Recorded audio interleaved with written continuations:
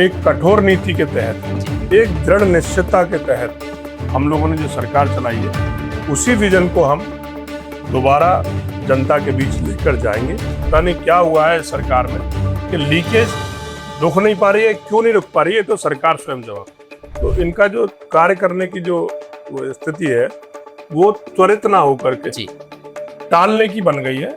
जितना टाला जा सके उतना टालने की। नमस्कार, आप सभी का स्वागत है आर्मी द न्यूज में और मैं हूं दिलीप कुमार। और आज एक बार फिर से हम चर्चा कर रहे हैं राजनीतिक दिन। उत्तर प्रदेश की राजनीति 2027 में धीरे धीरे केंद्र में आती चली जा रही है। वो बहुजन समाज पार्टी जो कि उत्तर प्रदेश के अंदर एक बड़ा वजूद रखती थी और किसी समय सत्ता पर पूर्ण बहुमत के साथ काबिज थी, वो एक बार फिर से कैसे किन नीतियों के आधार पर उत्तर प्रदेश में अपनी पकड़ बना पाएगी और या क्या तैयारियां इसके लिए कर रही है।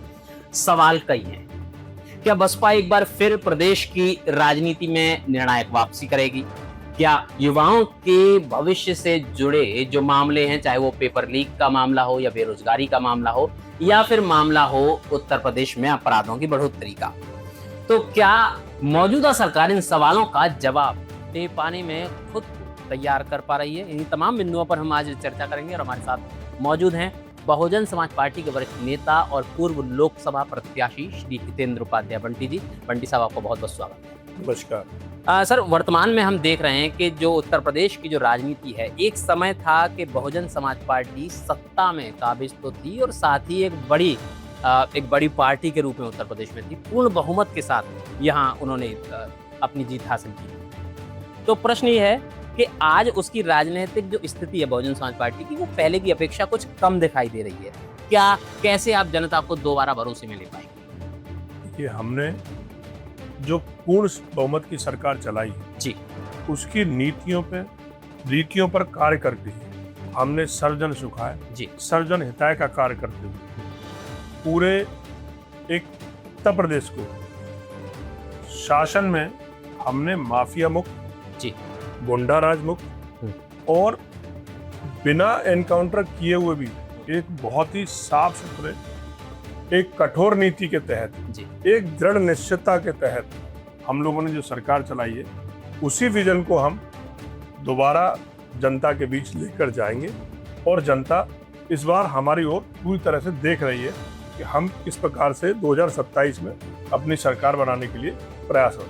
क्या जीत के बाद आप सरकार बनाने का काम करेंगे या फिर आपकी कोई ऐसी तैयारी है? क्योंकि आप वर्तमान में पहले जैसी स्थितियां तो नहीं है, तो क्या वर्तमान में आपने पूछा था कि हमारा किसी और दल से जवान पर लोगों के कम है? जी हाँ, जी हाँ। हम कोई धन्ना सीटों की पार्टी तो है नहीं जी। हम तो गरीब, दबे कुचले, शोषित, वंचित सभी लोगों की पार्टी है। तो हमारे लोग तो मिशन के तरीके से काम करते हैं, मिशनरी लोग हैं। हम लोग तो शांति से अपना कार्य करते हैं। हम सड़क पर हा हुल्ला करके किसी भी तरीके से किसी को भी बिना हानि पहुंचाए, बिना नुकसान पहुंचाए हम लोग अपनी राजनीति करते हैं और अपने कार्य को बिल्कुल कछुए की चाल से धीमे धीमे करते रहते हैं और अपनी मंजिल पर पहुंच जाते हैं। रही बात गठबंधन की, तो मैंने अभी आपको पहले ही बता दिया कि बहन जी हमारी स्पष्ट कर चुकी है कि हमें जनता से गठबंधन करना, पार्टियों से गठबंधन नहीं करना। जो हाल में पेपर लीक की घटना हुई है, उन्हें ध्यान में रखते हुए युवाओं का भविष्य तो बर्बाद हो ही रहा है।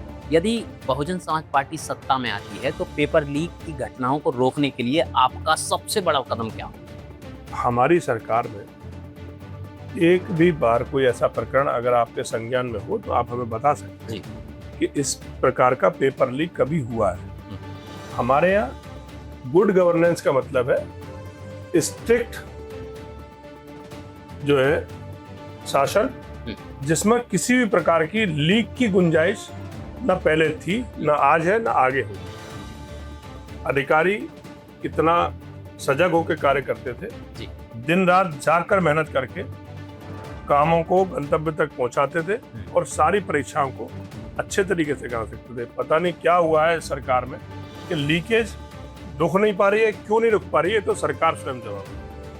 आप कह रहे हैं कि सरकार स्वयं जिम्मेदार है पेपर लीक जैसी घटनाओं के लिए।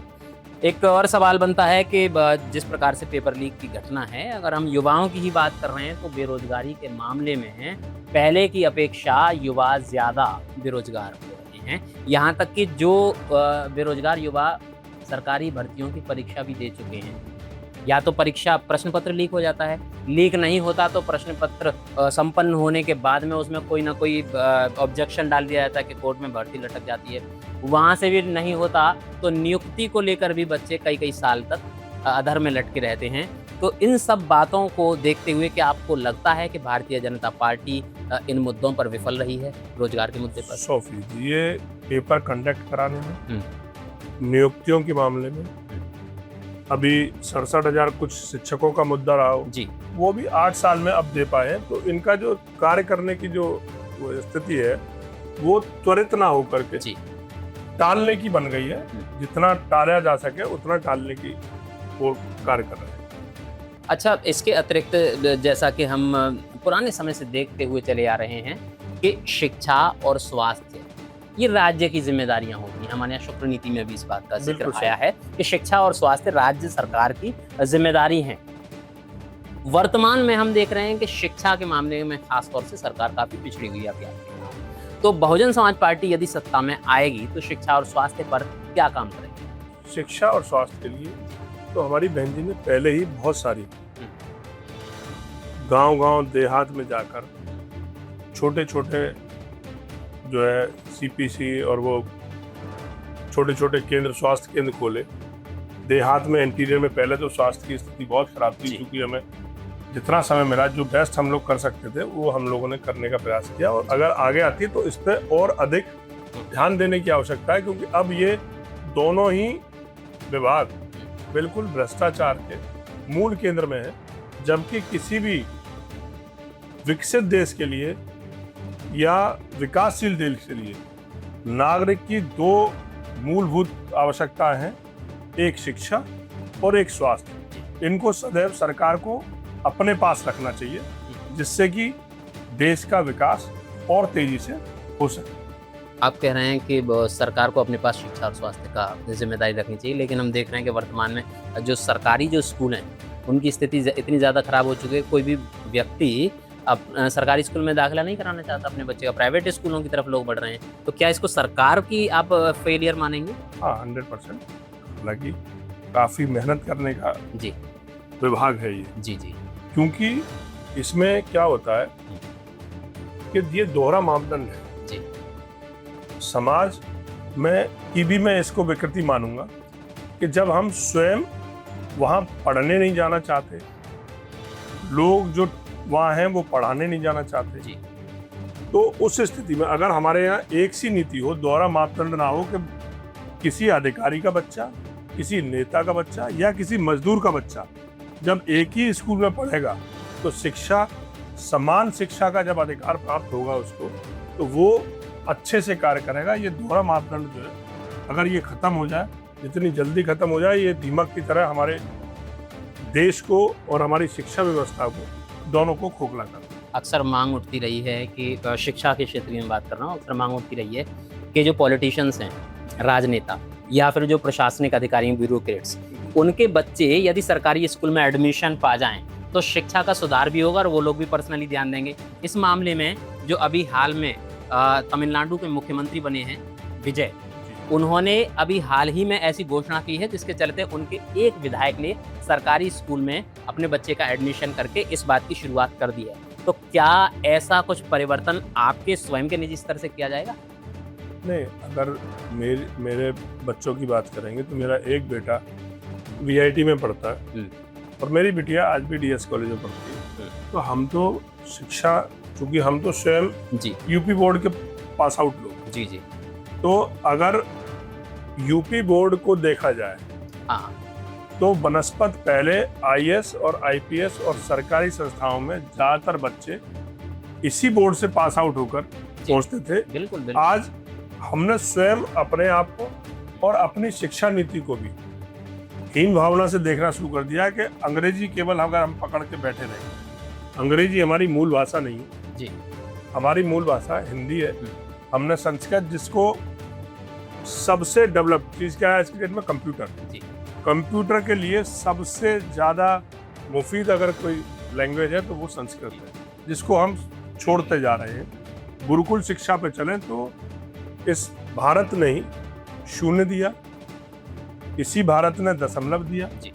तो आज ऐसी क्या आवश्यकता पड़ी है जो हमें दूसरे बोर्डों में पढ़कर अपने बच्चे को ही हम अपने बच्चे को डेवलप कर पाएंगे। ब्रेन तो हमारा अपनी वैदिक संस्कृति में भी पढ़कर डेवलप किया जा सकता है। तो उससे हमको सोच से बाहर निकलना पड़ेगा कि हमको सीबीएसई में पढ़ाकर, इंग्लिश मीडियम में पढ़ाकर ही अपने इंग्लिश एक आवश्यक लैंग्वेज हो सकती है हमको विदेश में कन्वर्सेशन करने की, माध्यम भाषा है, माध्यम है मात्र, लेकिन हमको उसको पूरी तरह अपने जीवन में, अपने चरित्र में उतार लेने की आवश्यकता मैं नहीं समझता क्या है। कोई आवश्यकता नहीं। और वैसे तो अभी हम देखते भी हैं वर्तमान में कि जो बड़े पॉलिटिशियन या प्रतिनिधि हैं, बड़े मंत्री हैं, वो बातें तो करते हैं सरकारी स्कूलों में के सुधार हो चुका है, लेकिन उनके खुद के बच्चे खुद बात करते हैं आर्य समाज और जो पुराने विद्यालय हमारे हुआ करते थे गुरुकुल में, लेकिन उनके खुद के बच्चे विदेशों में शिक्षा प्राप्त करते हैं। जो बड़ी चिंता की विषय है। हालांकि वर्तमान में 2020 के जो NEP है, न्यू एजुकेशन पॉलिसी, उसमें संस्कृत को बढ़ावा इस बार दिया गया है। अच्छी बात है, स्वागत योग्य है। बहुजन समाज पार्टी पे अब वर्तमान में ये आरोप लगने लगे हैं कि आप सड़कों पर दिखाई नहीं देते, पहले दिखाई देते। तो कहीं ना कहीं क्या ये निष्क्रियता की क्या वजह है जो आप सड़कों पर अब दिखाई नहीं देते मुद्दों पे, जनता के मुद्दों? नहीं, ऐसा नहीं है जी। हम जब आवश्यक होता है तो सड़क पर भी उतर के कार्य करते हैं जी। अभी 2025 में आपको शायद ध्यान होगा, एक छोटे से वक्तव्य पर गृह मंत्री की तरफ हमने पूरे देश में सड़कों पर उतरकर एक दिन में सरकार को बता दिया था कि ये जो आपका वक्तव्य है वो स्वागत योग्य नहीं है, हम इसका विरोध करते हैं। तो हम जब आवश्यक होता है तब सड़कों पर उतरते हैं। हम बेवजह हर वक्त तानाशाही फैलाने के लिए हम निकले, रोड को जाम करें, ये हमारी फितरत में न पहले था, न आज है और न आगे होगा। लेकिन अभी जो हम देख रहे हैं कि महंगाई के मुद्दे को लेकर हम देखते हैं कि पेट्रोल लगातार बढ़ रहा है, LPG लगातार बढ़ रही है और रुपया लगातार नीचे की ओर जा रहा है। इस मामले में आपकी तरफ से कोई पहल की गई हो या किए जाने की कोई प्लानिंग हो? इस पे हम कितनी पहल कर लें, ये सरकार का प्रमुख मुद्दा है जी। कि वो देश में, क्योंकि आपने बिल्कुल सही पकड़ा है, देश में जब क्रूड ऑयल के रेट स्थिर थे जी और सबसे न्यूनतम स्तर पे थे, तब भी हमको इस देश में सस्ता डीजल और पेट्रोल मुहैया नहीं कराया गया। तो हम ये मांग करते हैं कि जब हमने सस्ते में सस्ता नहीं खरीदा तो हमको महंगे में भी महंगा ना दिया जाए जी। ऐसी हमारी सरकार से मंशा है। हम उनसे अपील करते हैं कि जब हमने सस्ते में सस्ता नहीं खरीदा तो महंगे में महंगा इन कंपनियों ने प्रॉफिट कमाया है, तो यही अपने प्रॉफिट में से इस वक्त अगर परिस्थितियाँ विपरीत है तो वही उसका अपने ऊपर भार ग्रहण करें तो ज़्यादा अच्छा है। बिल्कुल। कई बार ऐसा होता भी है कि जब क्रूड ऑयल की कीमत बढ़ती है तो सरकार वो बहाना लगा देती है, लेकिन क्रूड ऑयल की कीमत घटती है तो सरकार मूल्य कम नहीं करती है, जबकि बाकी के देशों में ऐसा होता है। साक्षात्कार में आगे बढ़ेंगे बंटी जी। वर्तमान में देख रहे हैं हम कि आजाद समाज पार्टी कुछ समय से उत्तर प्रदेश में अपने पैर फैला रही है, अपना कुनबा फैला रही है। उत्तर प्रदेश के कई जनपदों में, कई विधानसभा क्षेत्रों में उन्होंने अपने प्रत्याशियों की घोषणा करना भी शुरू कर दिया है। और आजाद समाज पार्टी का जो वोट बैंक है वो वही मूल वोट बैंक है जो कि आपका वोट बैंक है।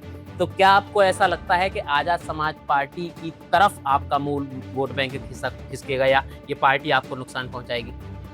आप देख रहे हैं स्वयं, मुझे फिर भी आपने सवाल किया तो मैं आपको बताया जी कि आज की स्थिति में भी आजाद समाज पार्टी की स्थिति बिल्कुल वैसे ही है जैसे कोई निर्दलीय व्यक्ति लड़ जाता है। अभी चुनाव 2024 में 25 में होके चुका है। उन उपचुनावों की स्थिति देख लो।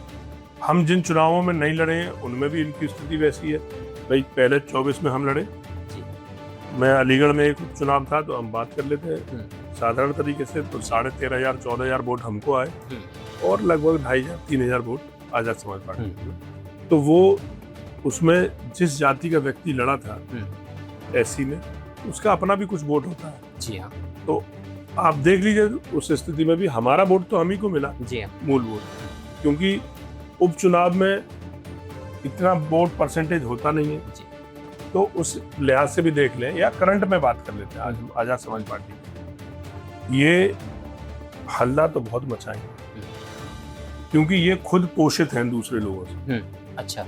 एक सीट के लिए, एक विधायक के लिए, एक सांसद की सीट के लिए किसी के पास भी चले जाएंगे, फिर लौट के कहेंगे कि हम ये करते हैं। हमारी पार्टी मान्यवर साहब की स्थापित की हुई पार्टी है, जिन्होंने बाबा साहब के मिशन को आगे बढ़ाया।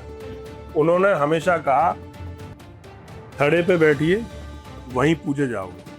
हमारी बहन जी, आज तक आपने किसी के दरवाजे पर, किसी राष्ट्रीय पार्टी के दरवाजे पर जाते हुए ना आपने मान्यवर साहब को देखा होगा, ना बहन जी को देखा होगा। जबकि इसके विपरीत हमने भारतीय जनता पार्टी के लीडरान हो या कांग्रेस के लीडरान हो, हमने प्रत्येक एज कैटेगरी के लोगों को बहन जी से उनके घर पर मिलते जाते हुए देखा है। जी। हमारी नेता को अगर कभी किसी के दरवाजे पर जाते देखा हो तो आप हमें बता दें। जी। तो ये हम लोग कार्य करने वाले लोग हैं। हमने आप 96 से पहले, बहन जी की सरकार से पहले आप देख लीजिए क्या स्थिति थी समाज में और आज क्या स्थिति है। हमारी नेता ने कभी भी समाज में बिखराव करने का कार्य नहीं किया, हमेशा लोगों को जोड़ने का, समाज को जोड़ने का, अपने लोगों को एक साथ रहने का, खुशहाल रहने का फॉर्मूला दिया। ना कि अलग गांव, अलग घर, अलग। भाई सरकार जब अपनी होती है तो हम जैसे चाहे उसको इस्तेमाल कर सकते हैं, लेकिन बहन जी ने सब लोगों को समझाया कि हमको रहना इन्हीं लोगों के साथ है, घुल मिल के रहना चाहिए।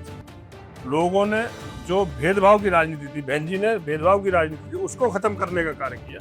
और उसी से आज आप देखते होंगे कि आज कहीं भी विसंगतियां बहुत कम स्तर पर रह गई हैं। मैं, मुझ जैसा व्यक्ति आपके साथ बैठ के बातचीत कर रहा है और मैं बहुजन समाज पार्टी में बहुत सक्रियता के साथ कार्य करता हूं और आपके साथ। बिल्कुल। लेकिन जैसे मैंने आपसे आजाद समाज पार्टी की बात की, उसी प्रकार से वर्तमान में जब नीट का पेपर लीक हुआ था और कोर्ट के सीजीआई के द्वारा एक बात कही, कॉकरोच जैनजीज को कह दिया गया, तो जैनजीज का एक बड़ा आंदोलन इन दिनों देश भर में खड़ा हो रहा है, जो कि दुनिया भर में चर्चा का विषय है। क्या आपको ऐसा लगता है कि बहुजन समाज पार्टी का जैनजी भी आपसे छटकने की संभावना है, या जैनजी आपको नुकसान पहुंचाए? ना, हमारा वोट सदैव हमारे साथ रहा जी। हम अभी 24 में भी लड़े, तब भी हमारा वोट कहीं नहीं इसका। जैनजीज की पोजीशन ये है कि वो पहले अपने मूल आधार को चेक करें। क्या उन्हें सरकार बदलनी है, क्या उन्हें व्यवस्था बदलनी है, या उन्हें केवल ऐसे ही हा हुल्लड़ मचाकर शांत बैठ जाना। कल अभी जयपुर में जैसे हुआ, आप देख रहे हो कि कॉकरोच पार्टी के जो राष्ट्रीय अध्यक्ष हैं या राष्ट्रीय अभिजीत दीपक जी जो है, उनके साथ मारपीट हुई है, मारपीट की घटना उनके साथ। तो युवा से टकरा रहा है। तो इसमें क्या है, ये आधारहीन, दिशाहीन लोग हैं। ये कहने को अपने आप को अभी जैन जी कहें, तो इनको अपने मुद्दों पे आना चाहिए कि जो इनके साथ, इनके भविष्य के साथ खिलवाड़ हो रहा है, जो पेपर लीक की घटना लगातार हो रही है, इनको उनके खिलाफ मुखर होना चाहिए। सरकार पर इस बात का दबाव देना चाहिए कि कौन लोग ऐसे हैं जो इस पेपर लीक की प्रक्रिया में मुख्य है, जो आज तक पकड़े नहीं जा रहे हैं, जो निरंतरता वो कार्य बढ़ते ही जा रहे हैं। उस पर सरकार पर प्रेशर बनाना चाहिए। क्या आपको इलेक्शन में जाना है तो फिर इलेक्शन की तैयारी करनी चाहिए, पार्टी बनानी चाहिए, पार्टी में लड़ना चाहिए, जो भी करना है, लेकिन एक पहले अपना आधार बनाकर उस पर कार्य करें तो ज़्यादा बढ़िया। एक अंतिम सवाल आपसे पूछूंगा, जैसे जैन जी मांग भी कर रहे हैं और कई संगठनों की मांग है, क्या भारत के शिक्षा मंत्री को इस्तीफा देना चाहिए? क्या आप मांग करते हैं? देखिए, पहले तो सच्चाई यही है, आपको भी पता है कि भारत में सबसे बड़ा पाठ जो है वो व्यक्ति स्वयं से पढ़ता है और उसका नाम है नैतिकता का पाठ। अगर पहले देश में सड़क दुर्घटना हो जाती थी तो परिवहन मंत्री से इस्तीफा मांग लिया था।